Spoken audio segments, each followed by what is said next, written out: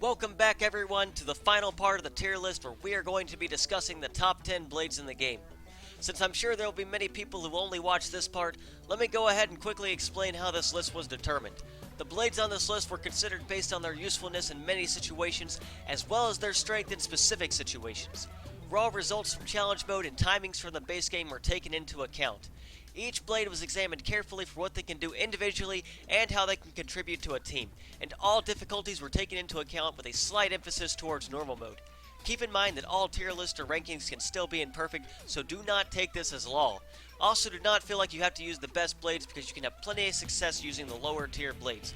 There aren't too many blades who are truly useless in this game, and you can usually make many different unique setups work.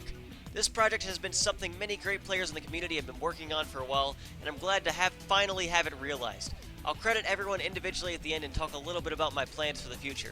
Be sure to support everyone who has worked on this project and subscribe to me if you like me too.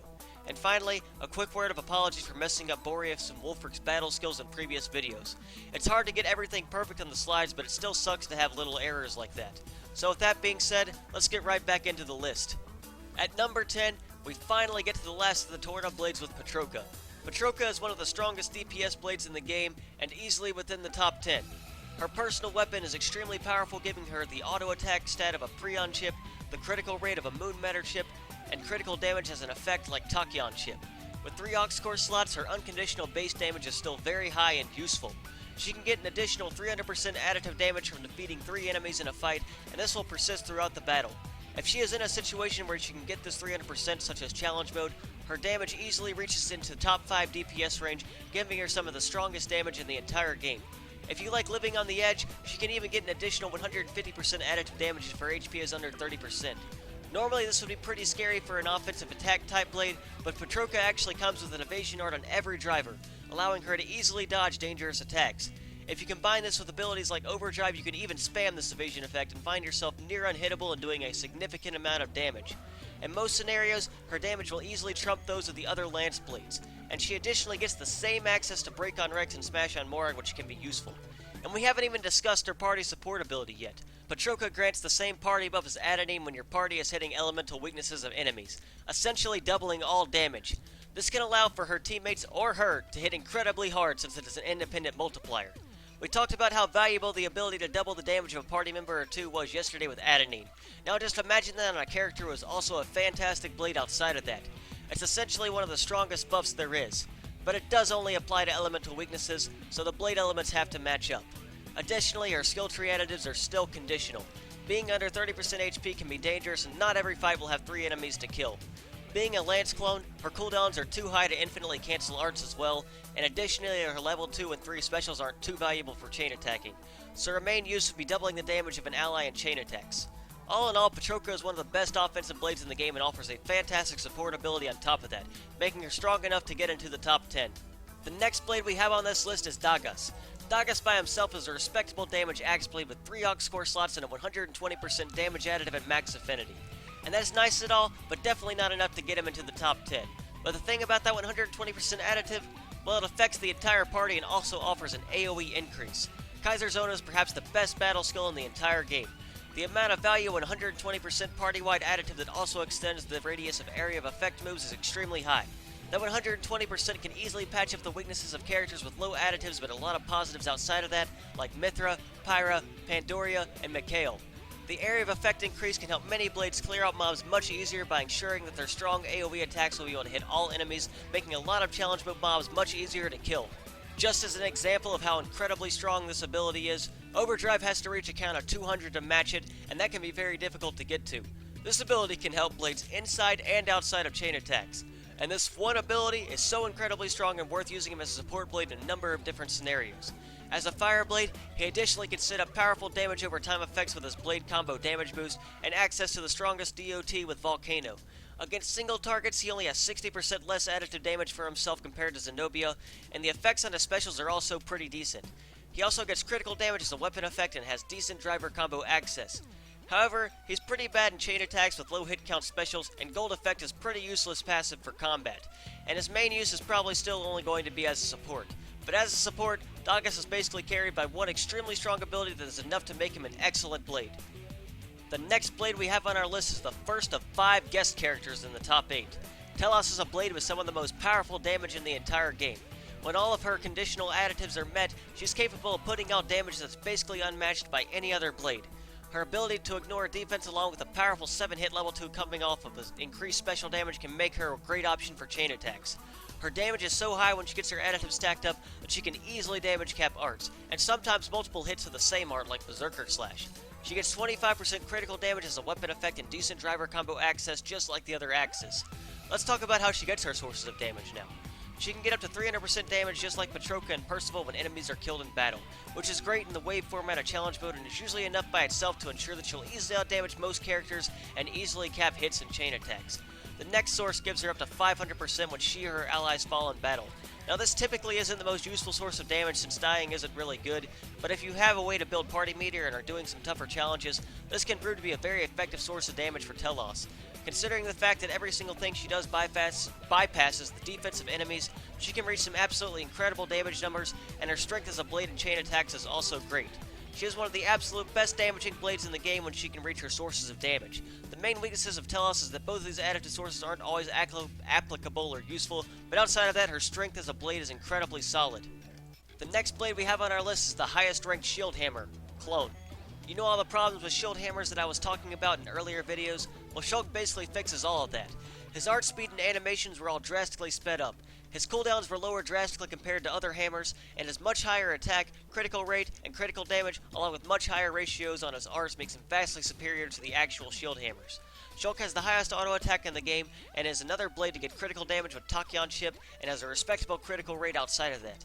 He gets 3 aux core slots and an additional 40% additive damage bonus on a skill tree that also applies to the entire party.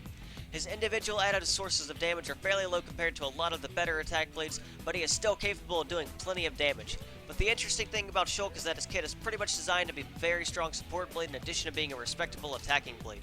He grants 40% damage to everyone in addition to 40% accuracy and evasion. Damage buff doesn't need an explanation, but the party-wide accuracy and evasion aura is actually pretty strong. It can basically ensure that your team never has to worry about using accuracy, aux cores, and attacks won't miss nearly as much. In addition, the evasion buff can be very strong when stacking agility, since it acts like an additive with this total, like damage additives work with attack. You can combine these auras and high agility to make some nearly unhittable parties. His last ability is Vision, which prioritizes attacks that will kill you if they hit, and if you pass a QTE, you can completely negate the move. This can be extremely useful in a number of situations to provide utility and prevent dangerous attacks on higher difficulties from killing your team. His level 1 special is Purge, and is the only thing that can remove the awakened status of enemies in challenge mode. His level 2 is a very powerful 5-hit art with critical damage, and is a pretty decent special in chain attacks due to its speed and power. Level 3 and 4 pierce through defense and can do a lot of damage as well. His driver combo coverage is great with a topple on Morag and a launch on Zeke, who are his best drivers. He only has a few weaknesses, being his level 1 and 3 being kinda bad in chain attacks, along with some of his support abilities being outclassed by Dagas and Mythra, and as a hammer clone, he still has a few problems with his animation still not being fantastic, but they are definitely much improved. Shulk has a lot of things going for him despite being one of the weaker damage blades in the top 10. He offers great support to a team and is powerful in many different situations.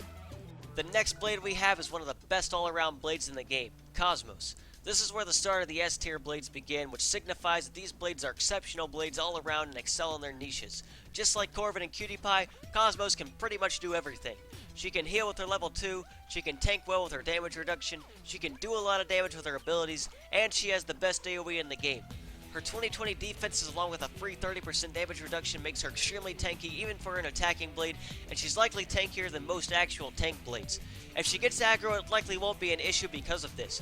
She gets a free 100% damage and max affinity, 3 aux core slots, and the ability to completely ignore the defensive enemies, which makes her hit extremely hard in all scenarios.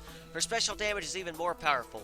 She has some of the best specials in the game, with her level 1 having a critical damage effect, and her level 2 probably being the best AoE move in the game with one of the largest radii, the ability to fully heal the party in addition to being extremely fast. Level 3 is 16 hits, making it the best option for chain attacks that go to 3 rounds, and her level 4 is powerful as well.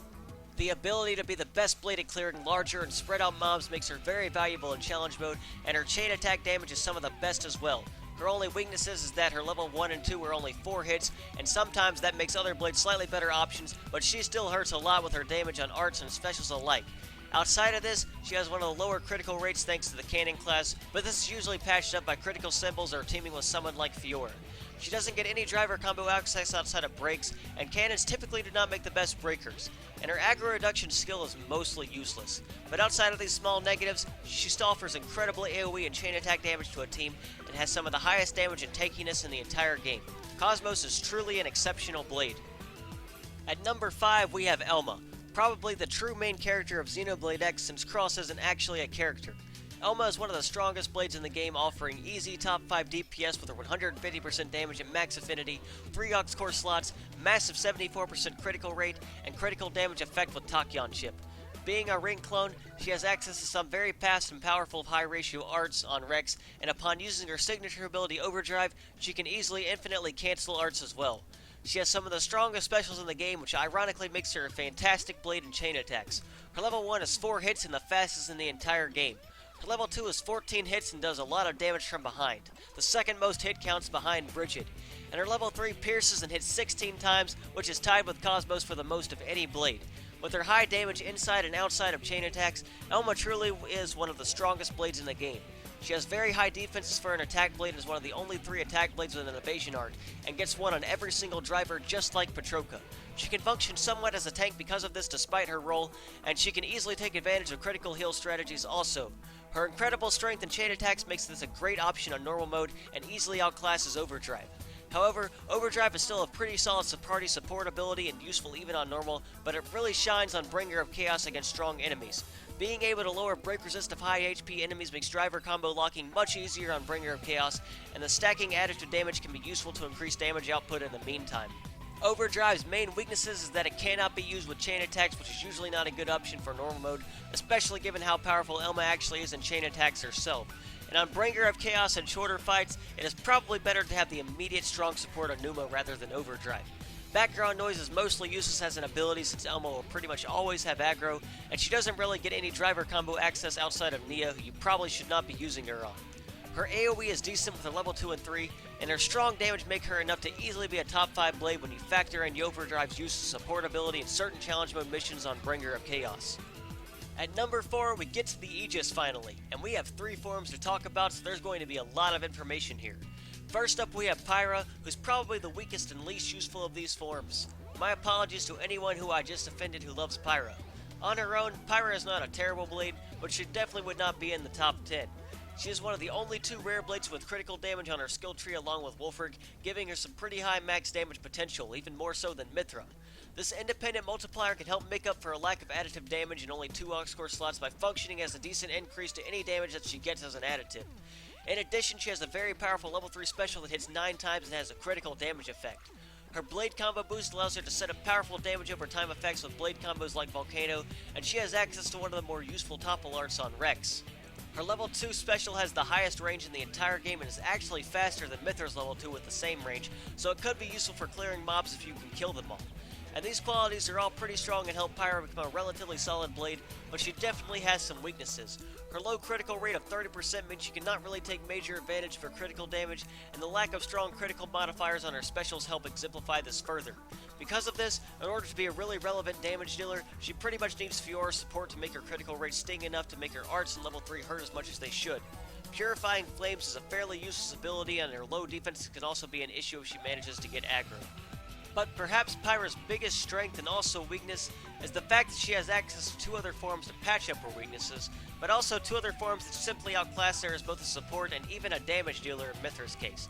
As such, it's hard to justify using Pyra for many reasons unless you really just need to set up a fire combo. And now we move on to the next form of the Aegis and my personal favorite character in the game. Don't worry though, I did not let my bias influence her position in this list. Let's talk about what Mythra can do. Similarly to Pyra, if she was on her own, she'd probably be lower in top 10 instead of 4th. But combined with the 3rd form is the main reason for her placement. But let's talk about Mythra first. Mythra is interesting because she has 0 additives on her skill tree and only 2 aux core slots. This would typically spell disaster for an attack blade due to lack of damage. But Mythra somehow still has top 10 DPS in the game even with these limitations. And she owes it all to critical recharge and her incredibly fast and powerful piercing level 3 special Lightning Buster. since critical recharge allows her to essentially spam arts and specials at a very fast pace, and she can run a book to boost her special damage since she only needs one dessert. She can reach some very high DPS potential even if her actual damage numbers are nothing impressive. But pure DPS is still not enough to make a blade great, so let's talk about what else she can offer. First of all is a very strong support ability and foresight, which raises accuracy and evasion by 50%. I talked about this somewhat with Shulk, but Mythra has an even stronger effect, which basically ensures the entire party never misses and allows the party to set up with some agility to become nearly unhittable. With an evasion-focused Aux core and a non-critical healing strategy, you can get Mythra under 30% HP and keep her there so she can spam very strong lightning busters which get 150% damage bonus when under 30% HP. Her evasion can be so powerful that you never need to worry about getting hit, and this is one of the best strategies on higher difficulties in basically every mission. And even on normal, foresight is great to ensure you hit high agility monsters like Ken and Carlos. It's one of the strongest party buffs in the game and makes many aspects of the game much easier, and is likely optimal for the waves of enemies in challenge mode.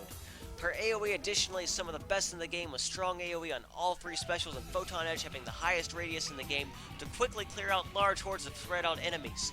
It's also decent in chain attacks, being 6 hits. She has one of the best topple arts and 2 other forms to access if needed. Her main weaknesses are a pretty useless slow charging level 4 special and her lack of actual additive damage, which makes her actual damage numbers low without support. If she does get some strong damage support from Overdrive or Dagas, however, she can easily outdamage even some of the most powerful blades and is one of the strongest blades in the game. She still isn't quite as good on her own as some of the other blades surrounding her in this list, but she is still a strong blade worthy of the title of Aegis. So let's talk about the third form of the Aegis. Numa is unquestionably the best support blade in the entire game. She automatically raises the entire critical hit rate of the party to 100%, and this can be crazy valuable, massively increasing damage of so many blades can effectively double all party damage. That is some insane value as a support blade already. She gets the same strong foresight ability as Mythra, which we already discussed as being strong, and she will additionally take all aggro no matter what with her massive 60-60 defenses, which means she is essentially the strongest tank in the game. With critical healing strategies and 100% crit rate, combined with those defenses and foresight, she is basically never dying. Her next perk is completely reducing all enemy driver reaction resistance by 50%. This is an essential buff on difficulties like Bringer of Chaos, where enemies get increased resistances, and before Overdrive was the only way to reliably kill enemies like Ken and Carlos fast on these difficulties. This makes her extremely valuable to those speed kills as well. And while her damage is traditionally weak, since she will always hit the elemental weaknesses of enemies, she can actually reach some pretty powerful damage numbers with Adenine and Patroka support. And she can also use any blade combos and hit all orbs and chain attacks, which isn't quite as useful in post games, but it can still be a nice perk to have. Regardless, her incredible abilities have given her some strong value as support on Bringer of Chaos, where chain attacks are weak, and she is very strong in driver combo strategies and in strategies that utilize low critical rate characters like Pandoria. Her ability as a support is completely unmatched by any other options. As far as weaknesses, the main and most glaringly apparent is that she only lasts for 60 seconds and can only be used once per battle, so you have to really time the use of her carefully to make her count. And with no aux core slots and auto attack locked around 1200 with E-rank thrust, her damage scaling is pretty poor when you get to optimize late game. She does require party gauge to use it all, and on Bringer of Chaos she completely depletes it. Her level 4 special is also additionally pretty bad, being very slow and single hit. But her strengths and support easily overshadow her weaknesses, and this form along with Mythra are enough to easily make her a top 5 blade. And now we finally move on to number 3, Pandoria. Before New Game Plus, Pandoria was pretty bad, but once Zeke got access to his hidden affinity chart, he got to unlock the Eye of Shining Justice, and this massive buff basically increased her effective damage output by 700%, giving her the highest single target DPS in the entire game.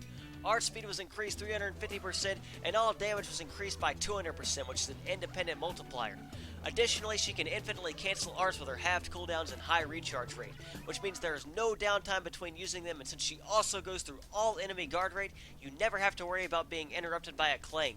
She'll easily be hitting for hundreds of thousands of damage per hit, and can use these extremely fast arts to deal damage that other blades can only match with a chain attack. She gets complete immunity to all reactions such as break, blowdown, and topple as well. All damage buff for Eye are effectively doubled as well, since the buff to Eye is an independent multiplier, making her extremely strong with support such as Dagas or Numa. Pandoria additionally has possibly the best level 4 special in the game with critical damage effect and it being 16 hits, which is the highest in the game.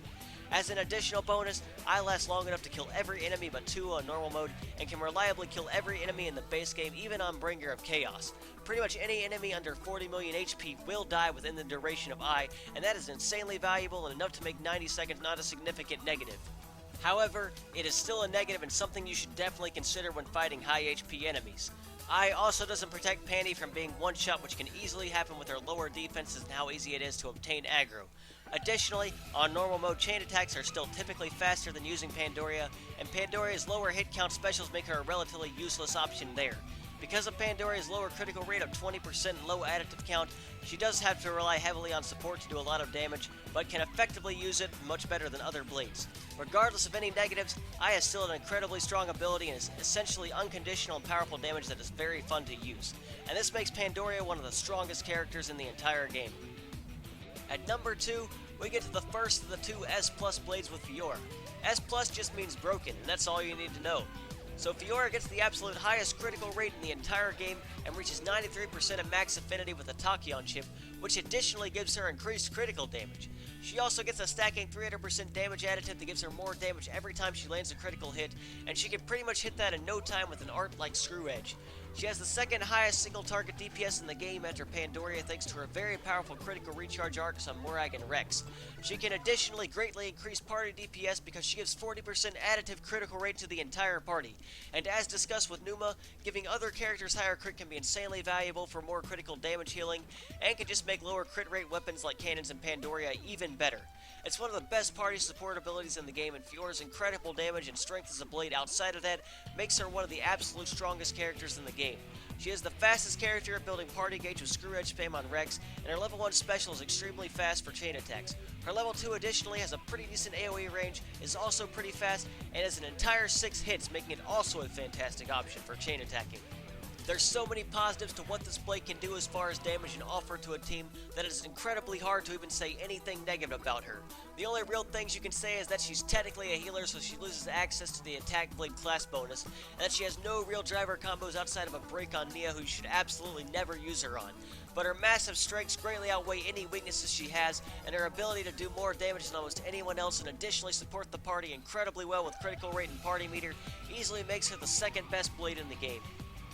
And at number 1, we get to someone I'm sure absolutely no one ever expected to be in this spot. Yeah, it's Poppi QTpi. Probably the most obvious placement on this entire list, and everyone was basically watching to see how the other 50 blades would land. Cutie Pie can basically do everything almost better than anyone else. Her damage is incredible, she can tank super well if you build her that way, and she offers a ton of options to a team with her break art and customization options. She has 6 slots of skill RAM and can equip anything, including many effects normally reserved for accessory slots such as critical healing and critical damage.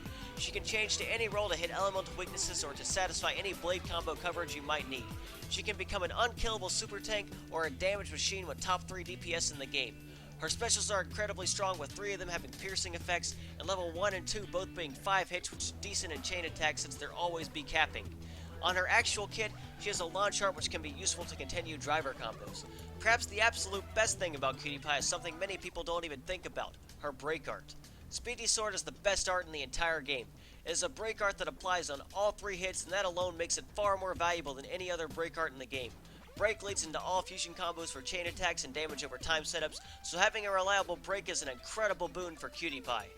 The other parts of her kit work well with this, and since Cutie Pie has so many skill RAM slots, Tora can easily run a Master Scope and Tachyon Scarf if he needs to make her breaks that much more effective. Cutie Pie can even heal herself on an art without critical healing. The amount of versatility Cutie Pie has, along with overwhelming strengths, make her easily the best blade in the game. She has basically no weaknesses at all. The only things you can even say about her is that one of her battle skills isn't super useful, and that her specials have weak AoE. But with Steady Beam, her AoE is still decent. And as a whole blade, Cutie Pie is absolutely incredible, and her incredible damage, tankiness, versatility, and by far the best break art in the game are easily enough to make her the best blade in the entire game. And that's it! We've now gone through all 51 blades. I hope you guys have enjoyed this series of videos and have learned a lot from it. And I hope these videos and infographics can be a valuable resource to the community in the months to come. Please let me know what you thought of the list as a whole, as well as any disagreements in the comments. I will be very interested in reading them. And since we're on the last video, I just want to credit all the people who have helped me on this individually once more. First to Reina for creating a very useful resource website and Discord bot so that we can compile the information for this much easier. And next to Pyra 2 for designing the infographics for all the characters to where all we had to do was import text over them. And those infographics looked very clean and well done, so huge thanks to him. Next to Lawrence for making so many of the slides, and to Abarax, Zander, and Arashi Sora for helping me write them and being major contributors to the project. I'd also like to thank Cheapest, Azexel, Elma, Zorandra, and RJL for directly contributing to the project and offering input. I'd also like to thank Smalten and HyperT for their useful video resources, and in the case of Smalten, occasional input. This was a very fun project ahead, and I'm glad all the work is paid off with all these videos released. It was definitely a lot of work to make all of them, so I hope you guys can appreciate that and support everyone who worked on these projects. Links to all their stuff will be in the description. Also, make sure to subscribe to me and like the video if you enjoyed it, and I will be sure to make similar quality content well into the future. With Golden Country launching tomorrow, you likely won't see me for at least a few days as I'll be playing and enjoying the game myself, and I hope all of you do the same.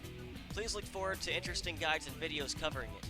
I'm not sure how much longer content for this game will be popular and useful, but I will try to continue to make interesting content not only for Golden Country, but for this game as well. I hope that you guys have enjoyed all the content on my channel thus far, and I will try to continue to improve my content in the future. As a few last notes, I'm going to be using my Twitter more, so feel free to follow me on there if you'd like. The link to that is in the description. And as usual, you can find everyone who worked on this project in the link to the large Discord Xenoblade server below. Feel free to come talk to all of us. And with all that being said, thank you guys all so much for the support and for watching this, and have a blessed day.